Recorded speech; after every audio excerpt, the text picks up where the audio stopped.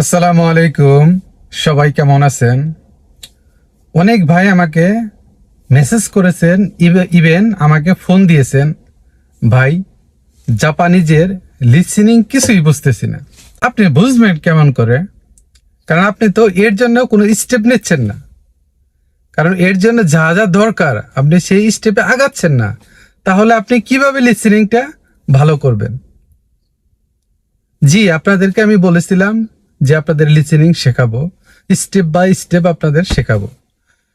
সবাই দেখি যে প্রাইমারি স্টেজে আছেন। অনেকে বলতেছেন ভাইয়া, প্রায় 85% আমাকে বলেছেন আমি N5 থেকে শিখতে চাই। অতএব আমি N5 থেকে শুরু করে আপনাদের N1 পর্যন্ত শেখানোর চেষ্টা করব, যদি আপনারা পাশে থাকেন। আপনাকে লিসেনিং শিখতে হলে কিছু কিছু জিনিস আপনার দরকার হবে। সেটা হচ্ছে, যেমন আপনি যদি স্কুলে লেখাপড়া করতে যান, তাহলে খাতা লাগবে, কলম লাগবে, বই লাগবে। তাহলে কিন্তু আপনি স্কুলে গিয়ে পড়াশোনা করতে পারবেন এবং টিচার বললে আপনি সেটা নোট করে রাখতে পারবেন। বাট আপনি লিসেনিং এর জন্য আপনি কিছুই করবেন না, আপনি তাহলে তো আপনি ডেভেলপ করতে পারবেন না। এমন সেই ক্ষেত্রে আপনাকে একটা সিডি মাস্ট বি কিনতে হবে বা কারো কাছ থেকে ধার নিতে হবে, যদি আপনি স্টাডি করতে চান, লিসেনিংটা ভালোভাবে বুঝতে চান।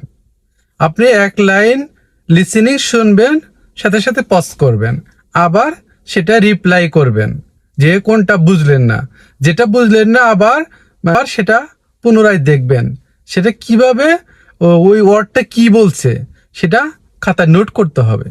নোট করে আপনাকে সেই স্টেপে আগাতে হবে, তাহলে আপনি লিসেনিংটা ভালো করতে পারবেন। আদারওয়াইজ আপনি পারবেন না। আপনি বলবেন যে না আমি পারি না, এটা হবে না। কারণ আপনি অবশ্যই পারবেন। আপনি বাংলা পারেন কেমন করে, আপনি হিন্দি পারেন কেমন করে, আপনি ইংরেজি পারেন কেমন করে, জাস্ট সব ভাষাটাই হচ্ছে সেম। বাট আপনাকে একটু মানে অন্তর থেকে চাইতে হবে যে না আমি লিসেনিংটা ভালোভাবে শিখবো, তাহলে আপনি পারবেন।